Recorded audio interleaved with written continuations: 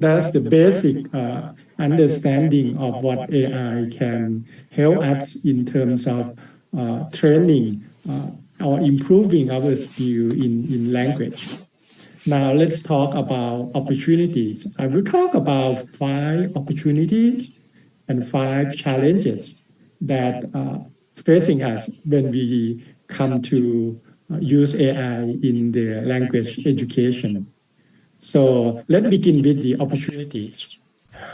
I think we have to think of AI. If you are a faculty member, AI would be your teaching assistant. AI can be your research assistant. And if you are students, the AI would be your friends, your tutors. And if you are an executive of any institute, the AI could be your speech drafter, could be your editor, could be your assistant, as well as your friends as well. So how do we use AI in the classroom if we are faculty member as well as the management of education institute? First, very important that we can personalize learning at a very large scale, meaning that we can design lessons, practices for each individual students. They don't have to study the same lessons. They don't have to have the same assignments or homeworks.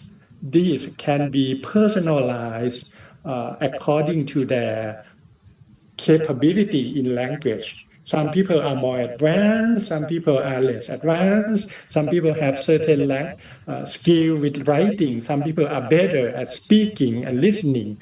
So everyone is so different in terms of their language capability, and AI would help us to design more effectively what would be the lesson learned and the assignments and the homework for each individual students. So everyone can move at their own pace. Okay, so people who are good at certain things can move quickly on that without having to hold them back to wait for their fellow students.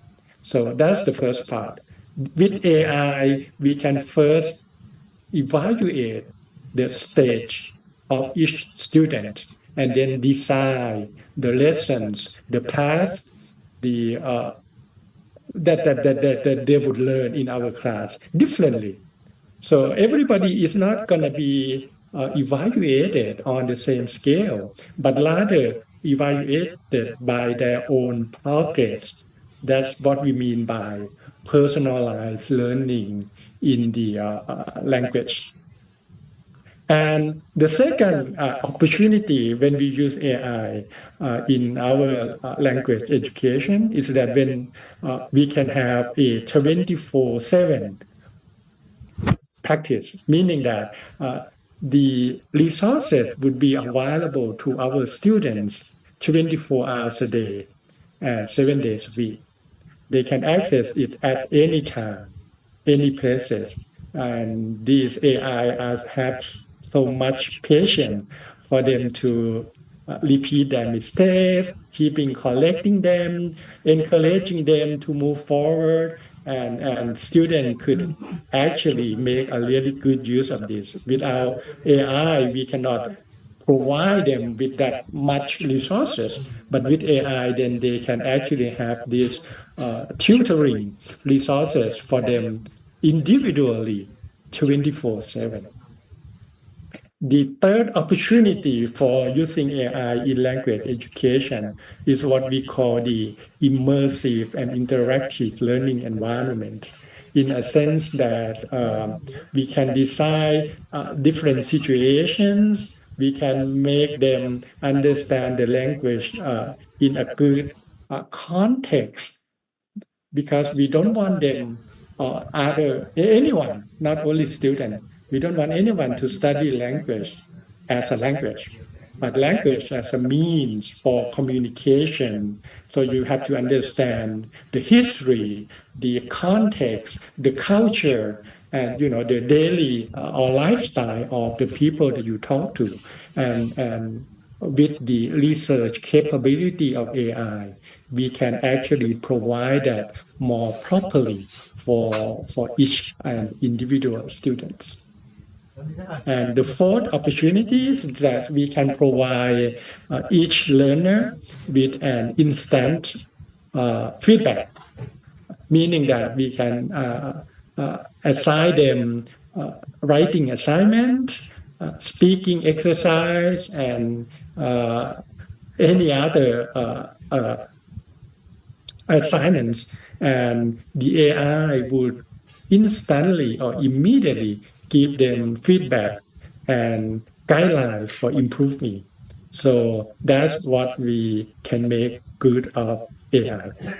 And the last point of the opportunities is about we can actually provide what we call inclusive education for everyone, meaning that even people with disabilities, in terms of their movement, in terms of their seeing, or any people who have less resources, uh, not a lot of money to come to school, we can actually have some online and AI available for their mobile devices, because nowadays mobile devices are getting cheaper and cheaper, and everyone can actually have one. And with that mobile device, they can access to this language training. So those are the major five opportunities by starting by personalized learning for every learner, 24/7 access for as a resources. So it's very convenient, and it's not limited by time or place. And then we have uh, better design for the immersive environment for the learner. We can have instant feedback, and we can have inclusive environment that everyone who want to study language can actually join. With those opportunities, we also have five challenges.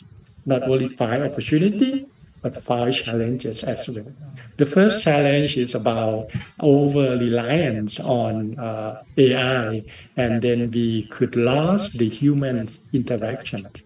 And that could be a serious social problem in the future when we rely too much on technology, and people interact with technology and ignore human interaction or social interaction.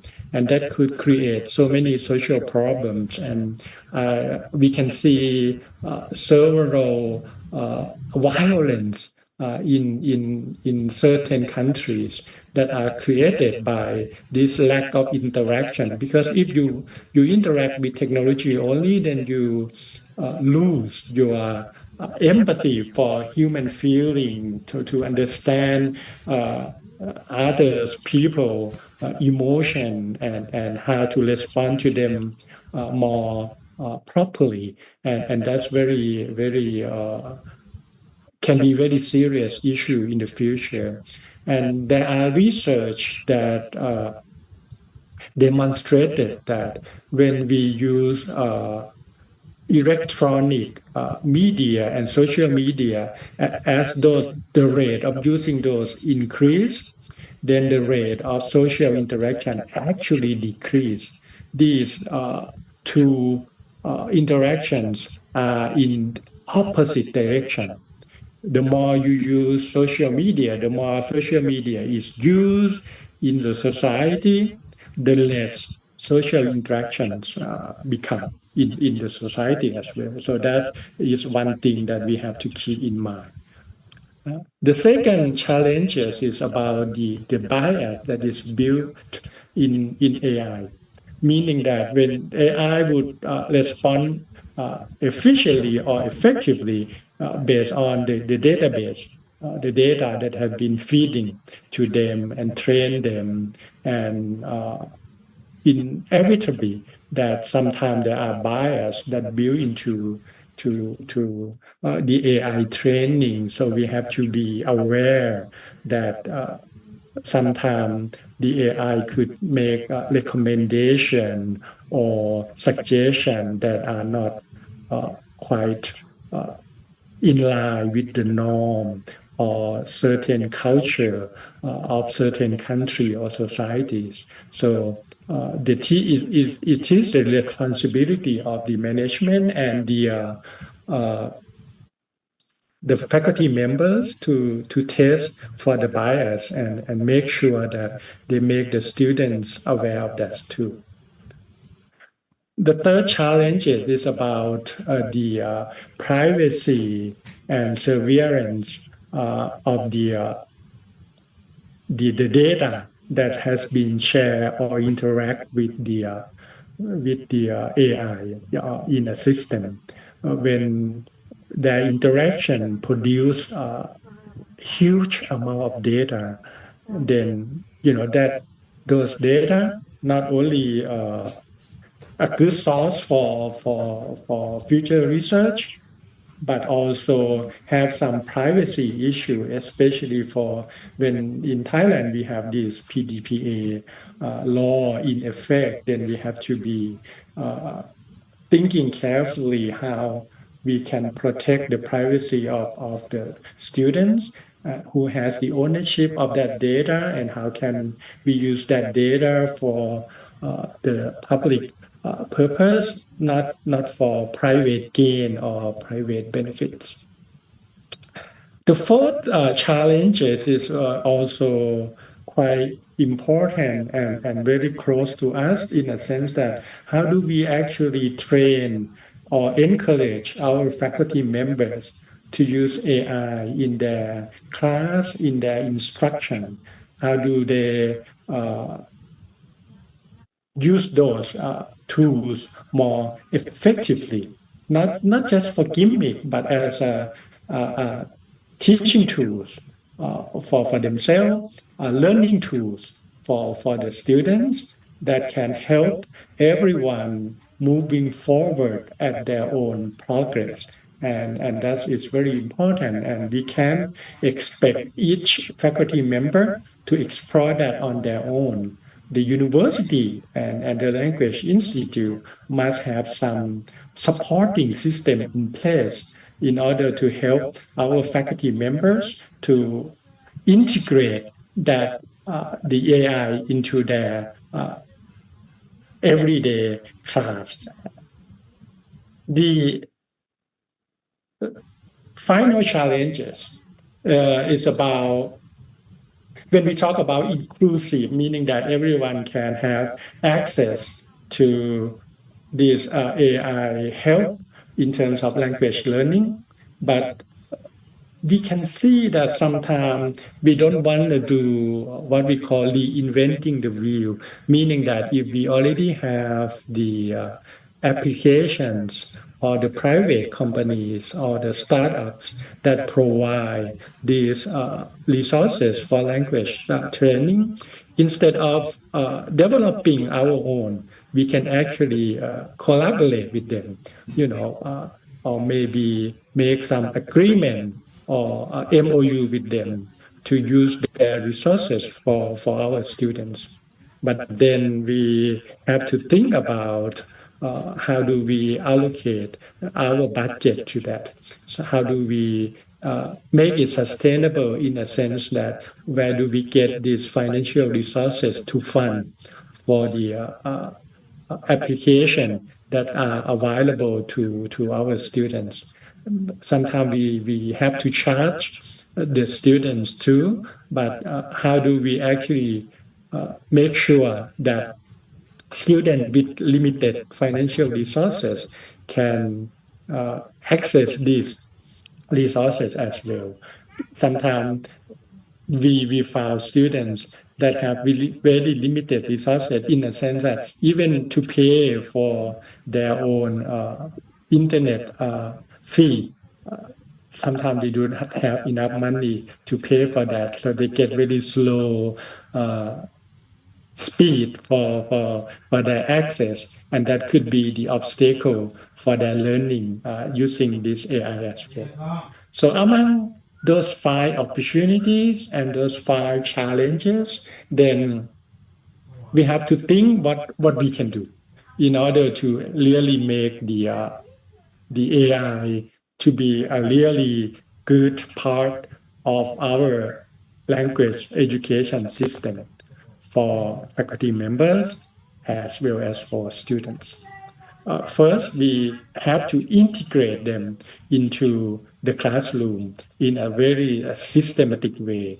And for those to happen, for that to happen, I think it is the responsibility of the university or the institute to issue a guideline on how to use that AI in term in their class, in their teaching, in their assignment, in their grading even. So everyone can have a better idea of what they can do and what they cannot do in that. And I think we have several examples from overseas, some overseas universities that have experienced these challenges as well. And they already developed several guidelines that how to use AI in their teaching and for students to do their homework and assignments. This is to make sure that uh, they can use it to improve their skills, not to replace their skills. Meaning that if they only rely on AI and use AI for everything, and then they actually do not have better skill in terms of language, and then that would be defeating our purpose of education. So my three final points on how we should move forward. First, we have to keep the human in the center, meaning that we don't just let the student explore uh, AI on their own, practice with AI only, and then even test it with AI. We have to integrate AI in a sense that there are some alternate uh, time when they practice with AI and then they do it face to face with their friends and then with their faculty members and things like that. And we have to decide, let's think of it as a inside the classroom and outside the classroom. They can do anything outside their classroom, but inside the classroom or during the semester, we have to make sure that we have human interaction workshops and conversations with the students, not just with AI.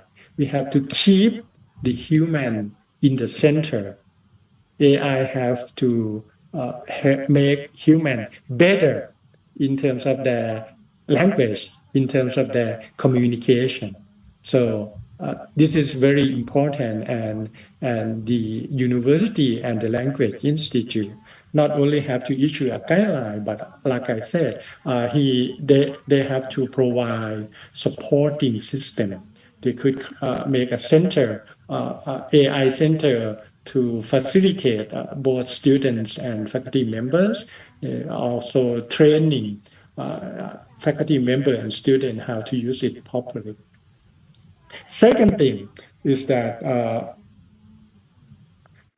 make a policy to allow people with limited resources to access and make use of these AI resources. So if we do that, then we ensure that everyone, uh, either rich or poor, or stay in the city or in the rural areas, can have equal access to these resources to develop their skills for the language. And the last point that I would like to point out is that sometimes we jumped ahead and use AI without a proper knowledge of really what AI is, what AI can do, what are the limitations, and we tend to believe it or use it too easily. So we have to really go back to our basic principle of Kalamasur, where we have to train everyone to rely on their wisdom and not just believe because the AI says so, the teacher says so, and so on.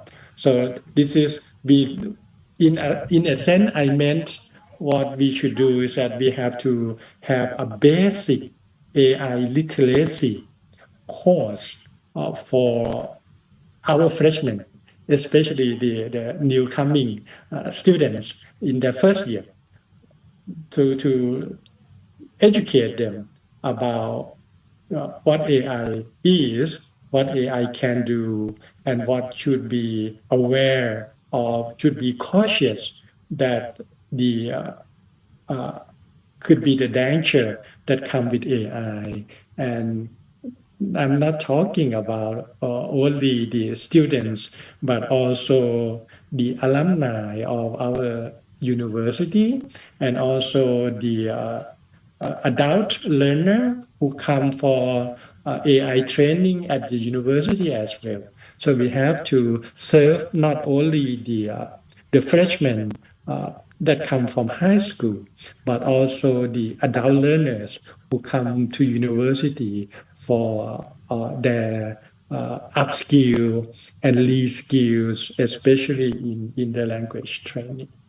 So, in my conclusion, I would like to stress that AI is not a magic solution, but it can be a very, very powerful and useful assistant for both faculty members, for students, and for everyone who know how to use it.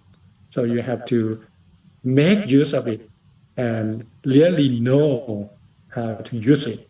And in the future, like I said, the power of AI would create an environment where we can communicate with everyone in our own language, but they would hear it in their own language and respond it in their own language, but we would hear it in our language as well.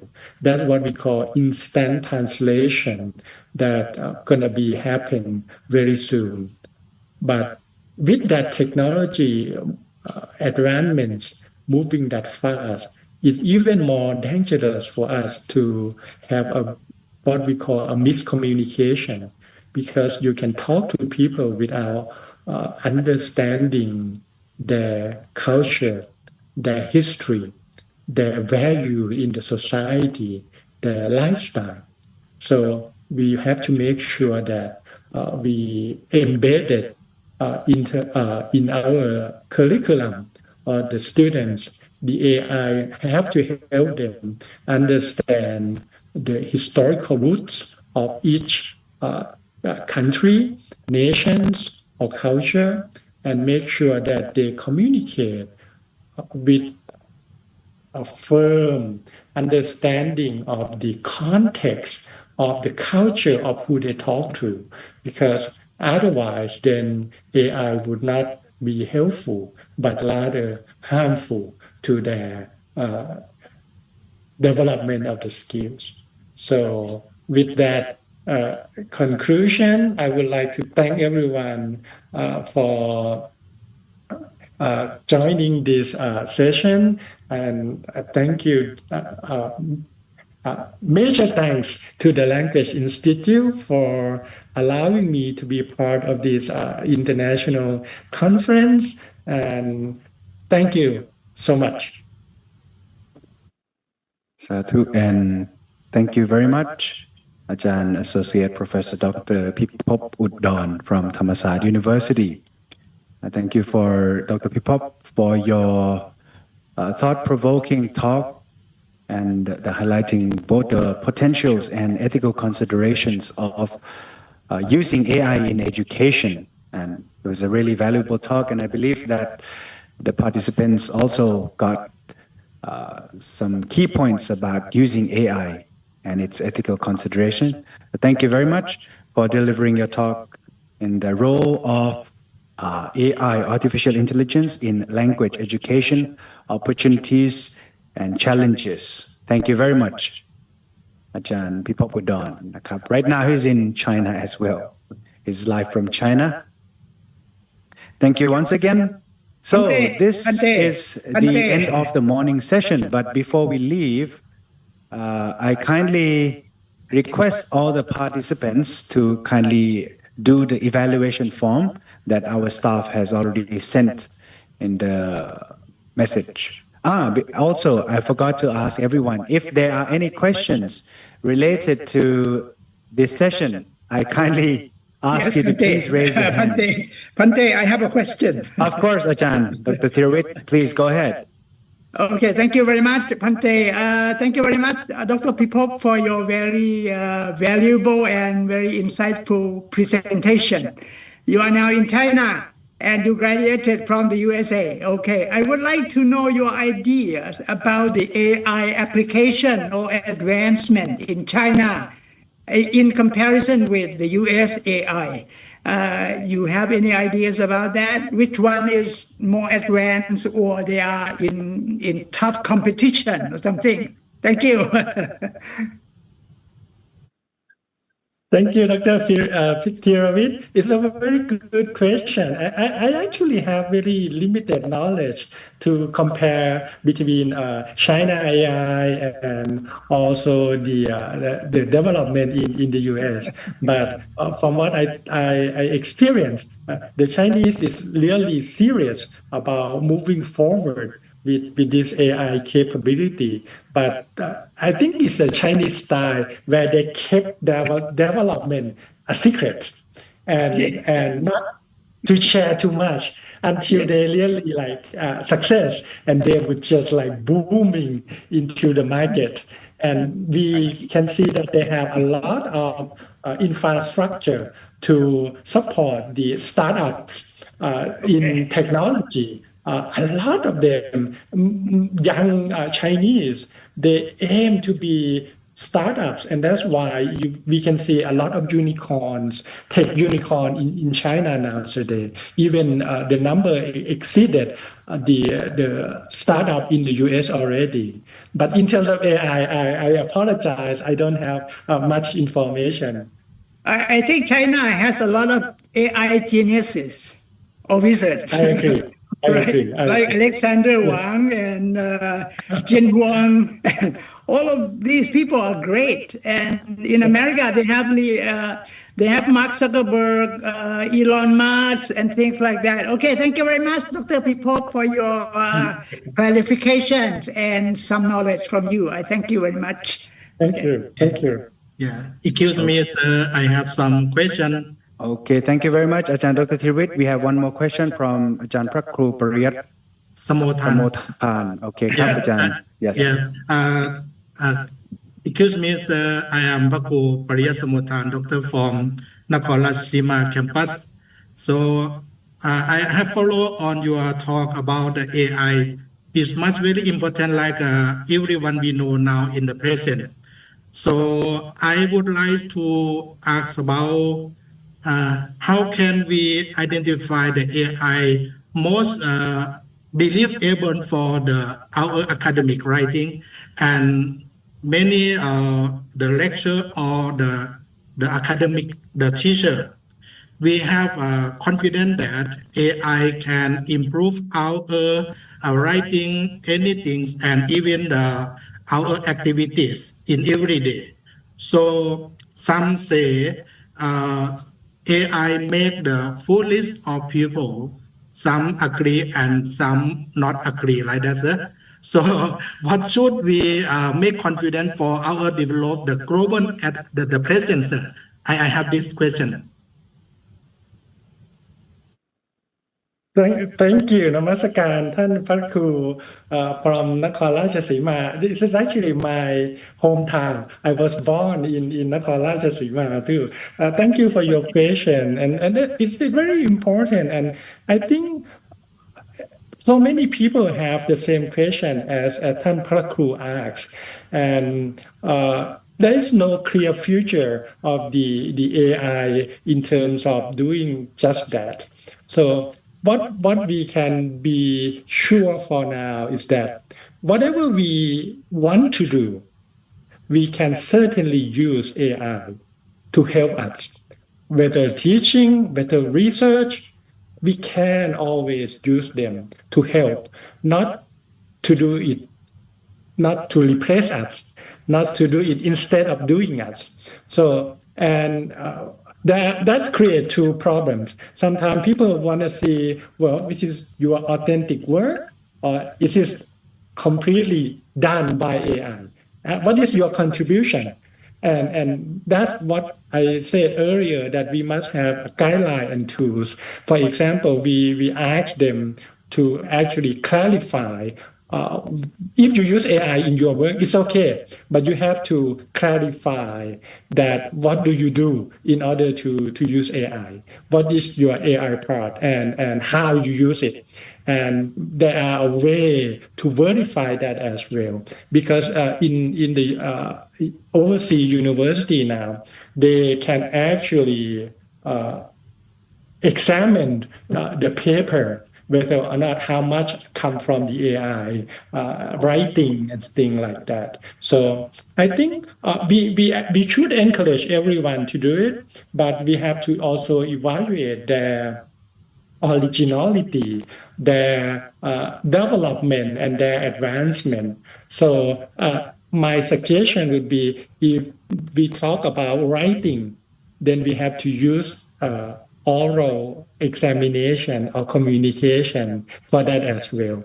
But I think we must always encourage people to use AI in their work, because it always improves your efficiency, make you do a lot of work in a very short time, and you can always make it better.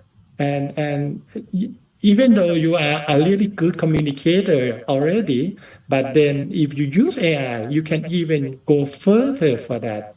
So my recommendation is encourage everyone to use, and with a guidance and also a way to examine the authenticity of the work, whether or not they have their contribution to the work.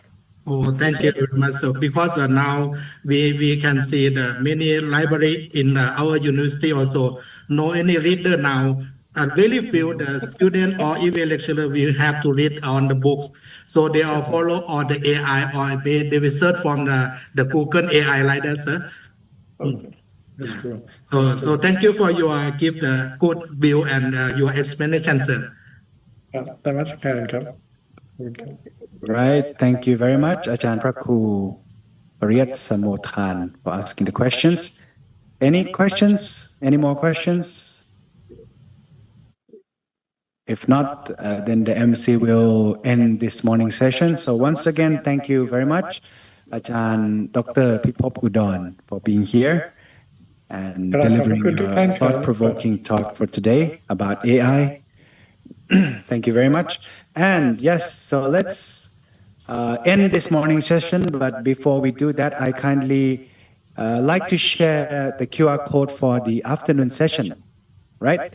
So if any presenters are there in this room now, I hope you have already received the email about which rooms you are going to present your papers, right?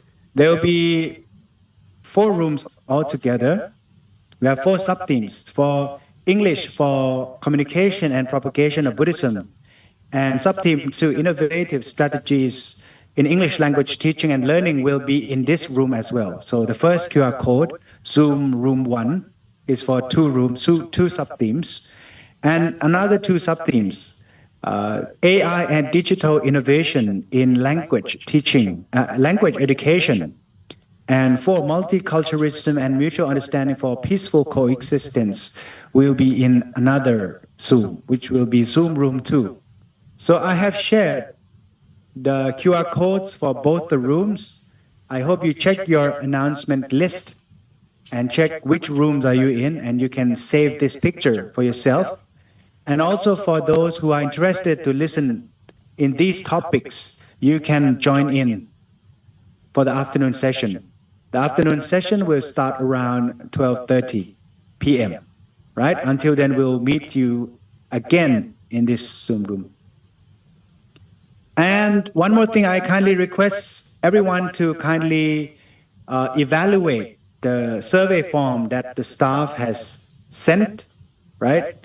You can check your message, the chat box from the Zoom, and please evaluate yourself to receive the participation certificate once you have done it. Your participation certificate will be sent to your email after the seminar is over, right? After the certificate has been done. So, is there any questions regarding to this afternoon sessions? You may ask. If not, we will end this morning session. Thank you very much.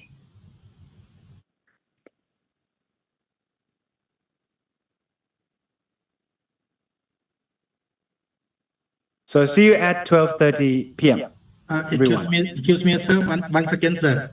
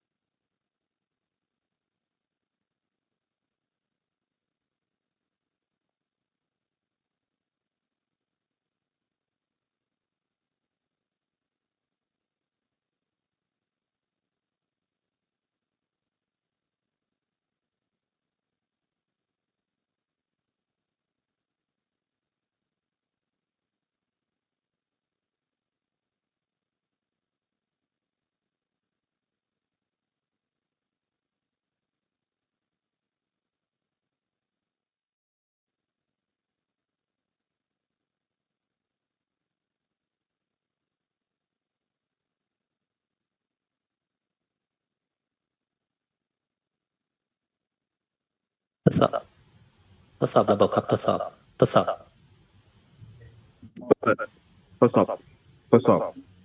โอเคเรื่อย